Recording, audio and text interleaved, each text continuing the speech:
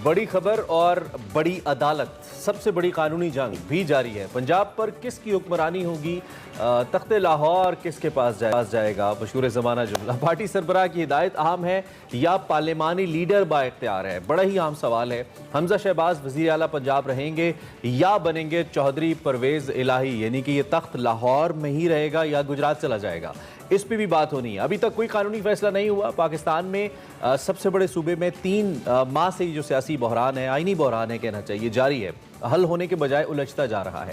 तमाम नजरें इस वक्त सुप्रीम कोर्ट के ऊपर हैं। कल बतौर साफ़ी तो हमें देखना ही पड़ा, लेकिन बतौर पाकिस्तानी भी मुझे लगता है कि सब लोग टेलीविजन सेट्स के सामने थे और ये देख रहे थे कि क्या होने जा रहा है। गुज़िश्ता रोज़ सुप्रीम कोर्ट में जो डिप्टी स्पीकर पंजाब हैं, उनकी वोट काउंटिंग से मुतल्लिक रूलिंग पर एक अहम समाअत हुई, हमें मालूम है, और फ़रीक़ैन की जानिब से अहम दलाइल दिए गए। इस मामले पर फुल कोर्ट बेंच बनाने का मुतालबा किया गया, और ये मुतालबा किसी एक फरीक की जानिब से नहीं किया गया, बल्कि मुकम्मल तौर पर जो अपोजिशन है, जो PDM है, उसकी जानिब से जो मुख्तलिफ वकला तंजीमें हैं, उनकी जानिब से भी मुतालबा सामने आया, और बहुत सारे जो दानिशवर हैं, बहुत सारे जो दीगर सीनियर सहाफ़ी हैं, उनकी जानिब से भी मुतालबा सामने आया कि अगर ऐसा है तो ये हो जाना चाहिए। ताम अदालत ने फुल कोर्ट बेंच से मुतालिक दरखास्तों का जो मुतालबा था, जो दरखास्तें थी इस मुतालबे से मुतालिक, उन्हें मुस्तरद किया और वाज़ेह किया कि डिप्टी स्पीकर की रूलिंग से मुतालिक केस की समाअत 3 रुकनी बेंच ही करेगा, और ये आज मजीद जो समाअत है 11:30 बजे अब से कुछ देर के बाद। इस मामले के पहले राउंड में अगर बात करें तो पाकिस्तान तहरीक इंसाफ को बज़ाहिर कामयाबी मिली है और PDM इत्तेहाद को मायूसी का सामना भी करना पड़ा है। इस हुक्मरान इत्तेहाद का जो आला अदलिया है, इससे मुतल्लिक सख्त मौक़िफ़ भी सामने आ रहा है, जो कल की प्रेस कॉन्फ्रेंसेस में भी हमने देखा। सुप्रीम कोर्ट के 3 रुकनी बेंच पर शदीद एतराज़ात उठाए जा रहे हैं, जबकि शिकवे शिकायत बात की जाए, इंसाफ की दुहाइयाँ दी जा रही हैं। सुप्रीम कोर्ट के फैसले पर जी हुक्मरान इत्तेहाद और PDM जमातों के कायदीन ने मौलाना फजल रहमान की क़यादत में प्रेस कॉन्फ्रेंस की और 2 टोक अल्फाज में फुल कोर्ट के मुतालबे से किसी सूरत पीछे ना हटने का फैसला किया, मजीद अदालती कार्रवाई का हिस्सा ना बनने और बाइकॉट करने का भी ऐलान कर दिया। कि हमने तजवीज़ दी थी, लेकिन बदकिस्मती से अदलिया ने, बेंच ने एक गैर जानिबदार की हैसियत में ठंडे दिल के साथ हमारे मुतालबे पर गौर करने के बजाय मुस्तरद कर दिया है। तो हम भी अदलिया के इस फैसले को मुस्तरद करते हैं और हम अब इस केस के हवाले से इस बेंच के सामने पेश नहीं होंगे। अब इम्तिहान जो है वो सुप्रीम कोर्ट का है, ये इंसाफ का तकाजा है, ये कानून का तकाजा है कि जब एक जज पर या एक बेंच पर उंगली उठा दी जाए, तो उनकी जिम्मेदारी बनती है कि उस फैसले से अपने आप को हटा लें। हमारा जो सुप्रीम कोर्ट है अब बार बार ये जो पार्लियामेंट के फैसले हैं, जो पार्लियामेंट के दायरेकार है, उसमें उनको फैसला देने पड़ रहे हैं। तो जब आप एक इदारे के बारे में फ़ैसले दे रहे हैं तो हम समझते हैं कि आपका भी पूरा इदारा बैठना चाहिए और ये फ़ैसला सुनाना चाहिए। जी, इसके जवाब में तहरीक इंसाफ के रहनुमाओं ने भी जवाबी प्रेस कॉन्फ्रेंस की, क्या कहा आपको सुनवाते हैं। फैसला आ गया फुल कोर्ट ना तश्कील देने का, कहते हम इस फैसले को मुस्तरद करते हैं। मैं समझता हूं कि पूरी कौम आने वाले दिनों में इंशाअल्लाह इस सारी क़यादत को, इनके खोखलापन को मुस्तरद करेगी। खुला खुला इन्होंने बिल्कुल बगावत की है, गवर्नमेंट ने बगावत की। सुप्रीम कोर्ट को मैं चैलेंज दरखास्त करता हूं, पूरी कौम आपके पीछे खड़ी होगी। इनके ऊपर अगर आपने आज एक्शन नहीं लिया ना तो फिर ये और पता नहीं क्या क्या करेंगे। तो मेरी दरखास्त है सारी अदलिया से स्ट्रॉन्ग एक्शन इनके ऊपर लेना चाहिए, ताकि ये तमाशा इस मुल्क में कब खत्म होगा, ये वक्त आ गया खत्म होगा। इस हवाले से मरियम नवाज ने क्या कहा वो भी आपको सुनाएंगे, लेकिन इस वक्त मियां असलम इकबाल पाकिस्तान तहरीक इंसाफ के रहनुमा मीडिया से बात करें। पाकिस्तान डाकू मूवमेंट का बहुत बड़ा हाथ है और सारा हाथ ही इनका है, क्योंकि इन्होंने अपने 1100 अरब रुपए के केसेस खत्म करवाए और अब नए सिरे से एक करप्शन का बाजार सरगर्म किया है। और हम ये समझते हैं कि ये इस तरह की कैफियत जितनी जल्दी ख़त्म होगी उतनी जल्दी ही पाकिस्तान की इकॉनमी जो है वो रिवाइवल की तरफ जाएगी। और इसका एक ही हल है, early election, as early as possible election. 2-3 माह के अंदर अंदर इलेक्शन होने चाहिए, जनरल इलेक्शन। अगर आम इलेक्शन हो जाते हैं तो पाकिस्तान की अवाम जिसको मैंडेट देगी वो हुकूमत बनाकर अवाम का मसाइल का हल कर सकता है। एक पार्टी नून लीग जिसकी 84 सीटें हैं वो पाकिस्तान के ऊपर बैठे घुसपैठिए की तरह हुकूमत करने की कोशिश करनी है, नाकाम कोशिश कर रही है। और उन्होंने पाकिस्तान को इस सतह पर ले आया कि आज पाकिस्तान दुनिया के अंदर एक डिफॉल्ट ममालिक की कंट्री में दाखिल हो रहा है, सिर्फ और सिर्फ इनकी जिद की वजह से, इनकी अनापरस्ती की वजह से, इनके झूठ की वजह से। सारा दिन 10-10 प्रेस कॉन्फ्रेंसेस कर रहे हैं, लेकिन अवाम जब ये प्रेस कॉन्फ्रेंस करने आते हैं, मैं यकीन के साथ कहता हूं कि अवाम अपना चैनल चेंज कर लेते हैं। अवाम इनकी शक्लें नहीं देखना चाहते, अवाम इनसे नफरत करते हैं। और नफरत की मिसाल आपको ये पता चलेगी ज़िमनी इलेक्शन के अंदर कि अवाम ने किस तरह बुरी तरह इनको रद्द किया है। जो 2-3 सीटों के ऊपर इन्होंने कामयाबी का दावा कर रहे हैं वो अदालत में नहीं जाने देते। PP 7 की गिनती नहीं होने दी, मुजफ्फरगढ़ का एक अलहदा केस है। और मैं समझता हूं कि इससे बुरी बदतरीन शिकस्त PDM को कभी पाकिस्तान की तारीख में नहीं हुई। लिहाजा हम ये समझते हैं, हम मुतालबा करते हैं पाकिस्तान तहरीक इंसाफ कि पाकिस्तान के अंदर इकोनॉमिक स्टेबिलिटी उस वक्त आएगी जब पॉलिटिकल स्टेबिलिटी होगी। और पॉलिटिकल स्टेबिलिटी उस वक्त हो सकती है जब आप फौरी तौर पर साफ, शफाफ, गैर जानबदाराना इलेक्शन जल्द से जल्द करवाए जाएं। बहुत शुक्रिया जी। मीर असलम साहब मीडिया से बातचीत कर रहे थे, इस हवाले से आपको अपने बुलेटिन में आगाह करते रहेंगे। इससे पहले हमने बात की फुल कोर्ट बेंच बनाने की दरखास्तों के मुस्तरद होने के बारे में और तख्ते पंजाब किसकी जानिब जा रहा है। इस वक्त हमारे साथ सीनियर साफ़ी और तजियाकार कामरान यूसुफ साहब मौजूद हैं, उनसे हम तजिया लेते हैं उनका कि वो इस सारी सूरत हाल को कैसे देख रहे हैं। कामरान बहुत शुक्रिया। कल आपने ये लिखा, ट्वीट में आपकी देख रहा था कि जो सुप्रीम कोर्ट ने ऑलरेडी फैसला कर दिया दरखास्तें मुस्तरद करने के हवाले से, तो इससे कम अज़ कम काफ़ी हद तक उस फैसले की शक्ल भी सामने आ गई जो आगे आना है। ये कैसे कहा जा सकता है? और दूसरा ये कि अगर इस तरह की कोई सूरत हाल बनती है और दूसरी जानिब जब PDM वाज़े तौर पे ये कह रही है कि हम इस फैसले को, इस कानूनी कार्रवाई को ही नहीं मानते, उन्होंने कार्रवाई से ही बायकॉट कर दिया है, तो क्या ये लेजिटिमेट होगा फिर फैसला अगर आ भी जाए इस फैसले के हवाले से?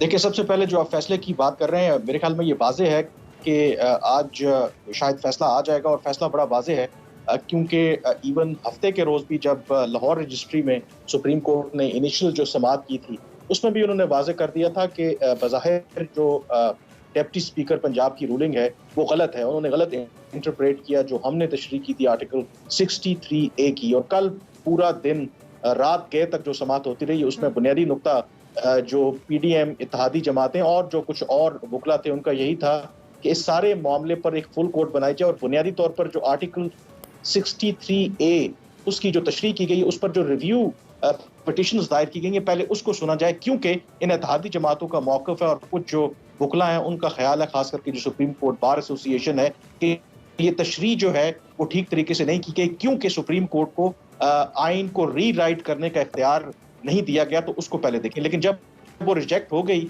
तो उसके बाद तो मेरे ख्याल में कल के दलाइल अगर आप सामने रखें तो बहुत वाज़े है कि आज जब ये फैसला आएगा तो डिप्टी स्पीकर की जो रूलिंग है उसको मेरे ख्याल में गैर आइनी करार दिया जाएगा और वकालतम हो जाएगी। और दूसरा जो बात आप कह रहे थे लेजिटिमेसी के हवाले से, जाहिर है कि सुप्रीम कोर्ट जब फैसला करेगी तो वो तो फील्ड में रहेगा, आप उसका कोई और तरीकाकार तो नहीं है। हाँ, जो एक आप उसे कह सकते हैं कि अखलाकी तौर पर यह जो पॉलिटिकल एक चार्ज्ड एनवायरनमेंट है, शायद ये आला अदलिया के लिए भी अच्छा नहीं है, क्योंकि मेरा नहीं ख्याल कि तारीख में इससे पहले कभी किसी जमात ने जो हुकूमत में हो, ना एक जमात बल्कि 11-13 जमातें हैं, उन्होंने किसी अदालती मुकदमे का बायकॉट किया हो। तो ये बहुत मेरे ख्याल में एक संजीदा और सीरियस मामला है। इसमें ये कहना कि कौन ठीक है कौन गलत है वो उससे कतई नजर।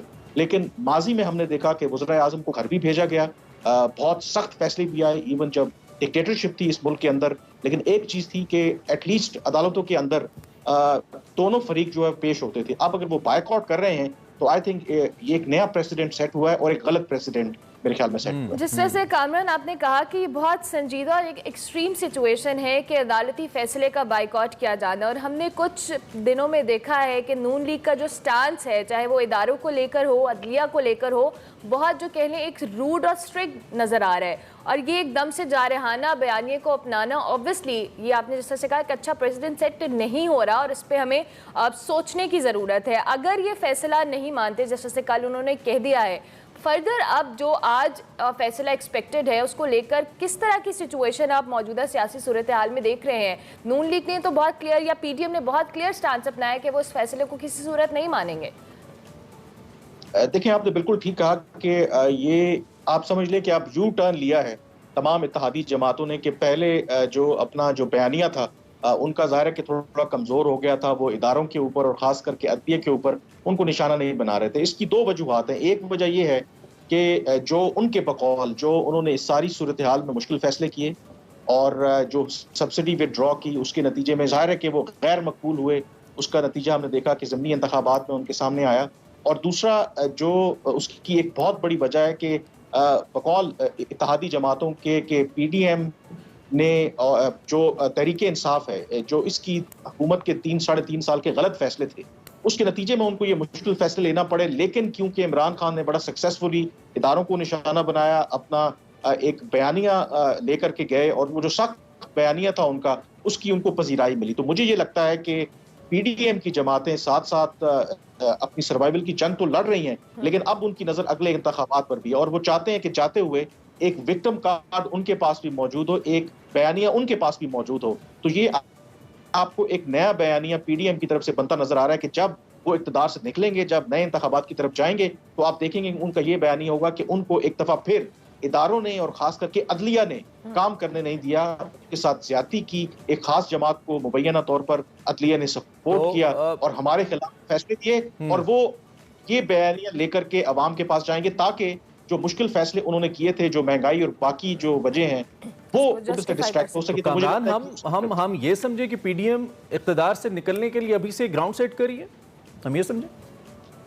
देखें, जो मेरी भी नून लीग के कुछ लोगों से बात हुई, ये बड़ा वाज़ेह है कि इवन के बड़े मियां साहब ने भी ये कह दिया था कि अगर पंजाब की हुकूमत नहीं रहती उनके पास, तो फिर विफाक में भी रहने का कोई फायदा नहीं है। तो पंजाब अगर उनके हाथ से चला जाता है तो मेरे ख्याल में ये ऐन मुमकिन है कि फिर विफाक के अंदर भी आप देखेंगे कि शायद ये इत्तेहादी जमातें बहुत देर तक हुकूमत में ना रहें और नए इंतखाबात की तरफ बढ़ जाएं। और इसी वजह से अब आपको उनकी जो टोन है, जो उनका टेनर है, उसमें सख्ती दिखाई देती है, क्योंकि अब वो अपना एक बयानिया लेके जाना चाहते हैं। क्योंकि ये बहुत ज्यादा तासुर पाया जाता है इत्तेहादी जमातों के अंदर भी कि इमरान खान के मुकाबले में ये जो इत्तेहादी जमातें हैं, इनका कोई बहुत ज्यादा इंप्रेसिव किस्म का बयानिया नहीं है, जिसका एडवांटेज जो है वो इमरान खान ले रहे हैं। और अब इस वजह से ये वोट इज्जत दो और इस तरह के मामलों में अब वापस वो जाने की तैयारी कर रहे हैं।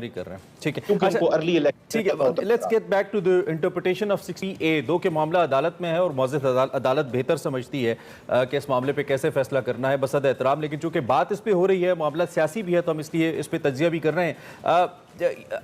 जैसे कि कल बहुत ज़्यादा बहस चली कि पार्लिमानी पार्टी या पार्टी हेड, इमरान खान साहब की जो एप्लीकेशन थी जिस पे कल मरियम नवाज बड़ी तफसीली बोली कि अगर इफ़ इट इज़ अबाउट पार्लिमानी पार्टी तो फिर इमरान खान की एप्लीकेशन कैसे एक्सेप्ट हो गई, फिर इमरान खान की एप्लीकेशन पे हमारे 20 बंदे जिनसे हमजा का वोट 197 बन जाता है उनको कैसे बाहर कर दिया गया, फिर वो भी वापस दें। तो उन्होंने तो बाकायदा कहा कि आपने 20 बंदे नून लीग से लिए और 10 मजीद PTI को दिए और उसके बाद आप हुकूमत बना रहे हैं, कुछ इस तरह के अल्फाज थे। तो आपकी भी कुछ कानूनी माहिरीन से बात हुई होगी, आप खुद भी तज्जियाकार हैं, आपने पढ़ा होगा, आपकी क्या अंडरस्टैंडिंग है इस सूरत हाल को लेकर?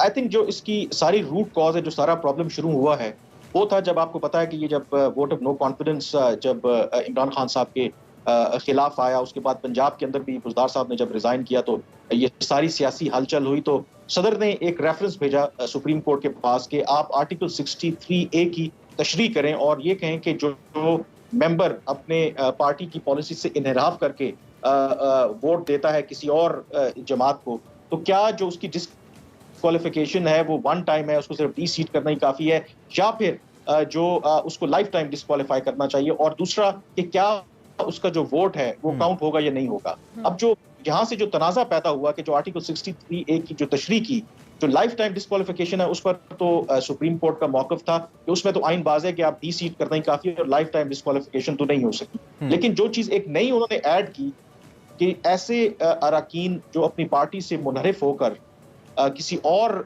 जमात को अगर वोट देते हैं तो उनका वोट ही काउंट नहीं होगा। ठीक है, तो ये तनाजा एक्चुअली वहां से हुआ। इसके ऊपर बहुत से जो माहिरीन है, बल्कि जो मेजॉरिटी मेरे ख्याल में जो माहिरीन है कानून के, उनकी ये राय है कि यहाँ पर शायद सुप्रीम कोर्ट ऑफ पाकिस्तान ने एक ओवर स्टेप की है अपने अथॉरिटी के, क्योंकि आइन में ये तो नहीं लिखा हुआ और उन्होंने शायद एक रीराइट कर दिया है आइन को कि उसका वोट ही नहीं होगा। और वो समझते हैं कि शायद ये जो पार्लिमानी जमहूरियत है उसकी स्पिरिट के भी खिलाफ है, क्योंकि उनका ख्याल है कि जब कोई मुनहरिफ रुकन जो है वोट देता है उसका वोट तो काउंट हो गया, लेकिन उसको सजा तो मिलेगी कि वो डी सीट हो जाए।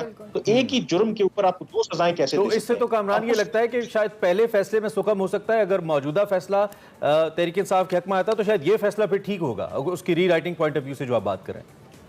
अगर आप री राइटिंग के पॉइंट ऑफ व्यू से करें तो आर्टिकल 63A में इसमें तो बहरहाल कोई इबाम नहीं है जो 18वीं तरमीम के बाद उसमें कर दिया गया कि उससे पहले इख्तियार पार्टी हेड का था। अब जो होता है वो पार्लियामेंट्री पार्टी और पार्लिमानी लीडर का उसके अंदर जिक्र है। अब उसके अंदर दूसरा तनाजा ये है कि क्या फिर पार्टी जो हेड है उसका कोई किरदार नहीं, क्योंकि आगे चल के इसी आर्टिकल 63A में पार्टी हेड का ही तस्करा है कि वो अगर मुनासिब समझे, अगर उसका कोई रुकन मुनारिफ होता है तो उसने उसको डी सीट करना है या नहीं करना, ये फिर उसका इख्तियार है। तो उसके अंदर फिर कहते हैं कि पाकिस्तान का जो सिस्टम है उसके अंदर पार्टी हेड की बहुत ज्यादा अहमियत है। तो लेकिन जी इसमें तो फिर आगे बढ़ के अगर for example for the time being ये फैसला अगर तहरीक इंसाफ के हक में भी आ जाता है तो पार्टी हेड चूंकि कानूनी और कॉन्स्टिट्यूशनली चौधरी शुजात साहब ही हैं, तो इसका मतलब है ये डी सीट के हवाले से आने वाले वक्त में party head once again can take a decision और ये दोबारा से एक बहरान हो सकता है। बिल्कुल पार्टी हेड जो है वो बिल्कुल डिसीजन ले सकता है, लेकिन इसके अंदर अब इशू ये है ना कि अगर तो सुप्रीम कोर्ट ये कंक्लूड करती है कि चौधरी शुजात जो PMLQ के प्रेसिडेंट हैं या सदर हैं, वो उनके पास ये इख्तियार नहीं है कि वो पार्टी पॉलिसी या इस तरह से डायरेक्ट कर सके अपने मेंबरान को, बल्कि पार्लिमानी लीडर का है। और अगर क्यू लीग प्रूव कर लेती है पार्लिमानी लीडर ने तो ये कलेक्टिवली फैसला किया था कि हमने परवेज अलाई जो हमारे अपने कैंडिडेट है उनको वोट देना है और उन्होंने राइटली उनके हक में वोट दिया, तो फिर तो वो डी सीट करने वाला मामला भी नहीं आता। तो ये इसलिए शायद जो बाकी वकला हैं, जो बाकी इवन के मुताबिक जस्टिस हैं, चीफ जस्टिस कुछ भी शामिल थे, वो चाहते थे कि इन सारे मामलात को क्लब करके एक फुल कोर्ट बना दी जाए और प्रॉपर्ली इसका जो फैसला है कल ऑनरेबल सुप्रीम कोर्ट ने कहा है कि इतना कोई टेक्निकल मसला नहीं है। कल जज साहिबान ने ये बात की है कि इतना कोई सख्त मसला नहीं है कि इस पर बात ना हो सके और फैसला ना हो सके। वी होप कि बेहतर फैसला इन दी एंड। अब PDM की पॉलिटिक्स को आप किस जानिब जाता देखते हैं? एक तो उनके पास ये ऑप्शन है कि वो हुकूमत से निकल जाएं, जल्द अज जल्द इलेक्शन में चले जाएं, लेकिन ये जो उनके नैरेटिव को शिकस्त हो रही है, ये जो कल इतनी डिटेल से पूरा एक हिस्ट्री बयान की मरियम नवाज साहिबा ने, और इससे पहले अपने साथ बकौल उनके होने वाली ज़्यादतियाँ जो कि जुडिशरी ने की मरियम साहिबा ने बताई, तो उसके बाद अब मजीद ऑप्शंस क्या हैं? चूँकि पहले सियासी जमातें सड़कों पे आती हैं, एहतजाज करती हैं और फिर और कोई रास्ता नहीं होता तो कोर्ट्स में मामले चले जाते हैं और वहाँ पे सॉर्ट आउट हो जाते हैं। एक जिसे कहना चाहिए कि एक लास्ट रिजॉर्ट है ये तमाम पार्टीज़ के लिए, लेकिन अगर कोर्ट से भी मुनहरिफ हो रही हैं पार्टीज़ या उसका भी बायकॉट कर रही हैं तो फिर अंजाम क्या होगा? डेमोक्रेसी किस तरफ जाएगी हमारी? क्या देख रहे हैं आप? देखिए ये तो फिर आप वही है कि आप आई एम सॉरी टू से कि हम एक डिसफंक्शनल स्टेट होते जा रहे हैं। बिल्कुल आपने ठीक कहा कि पार्लियामेंट के अंदर, जमातों के अंदर पहले ही, इदारों के अंदर पहले ही इतना एतमाद नहीं है। एक जो सुप्रीम कोर्ट के अंदर बेशक जो भी उस पर इल्जामात लगते रहे माजी में भी और अभी भी, लेकिन एटलीस्ट ये होता था कि तमाम जो फरीकैन है, जो फैसला आता था बेशक बोझल दिल से ही किसी न किसी हद तक उनके पास तस्लीम करने के अलावा चारा कोई नहीं रहता था। अब जब इवन के सुप्रीम कोर्ट और आला अदलिया के ऊपर भी खुलकर इस तरह से PDM वाले तनकीद कर रहे हैं, तो एक बात बहुत वाजे है कि आगे PDM जो है आज भी जो बाज़ाहिर नजर आ रहा है कि फैसला तहरीक इंसाफ और परवेज अलाई के हक में आएगा, तो उसके बाद आप देखेंगे कि क्लियरली हम तसादुम की तरफ बढ़ रहे हैं, कॉन्फ्रंटेशन होगी। क्योंकि अगर PDM कुछ अर्सा और भी हुकूमत में रहती है तो उनके पास एक बहुत बड़ा कार्ड भी मौजूद है, क्योंकि इस वक्त सुप्रीम कोर्ट के अंदर 3, 4, 5 जजेस आसामियां खाली हैं और बहुत कलीदी किरदार है इसमें हुकूमत का, क्योंकि उनके पास की वोट्स हैं। जब ये मामला नए अपॉइंटमेंट्स की जाता है, चीफ जस्टिस जब नामजदगी करेंगे नए जजेस की तो वो नहीं होने देंगे। तो ये बहुत बड़े आप कॉन्फ्रंटेशन की तरफ मेरे ख्याल में बढ़ रहे हैं और साथ साथ पीडीएम जो है वो और कल अवाम के मौलाना ने इंदिया भी दिया ये कि अब हुकूमत भी किसी इदारे को ये मौका नहीं देगी और इख्तियार नहीं देगी कि वो उसके इख्तियारात के अंदर इंटरवीन करे। कल उन्होंने कहा भी है ये। ठीक है Kamran, thank you very much. बहुत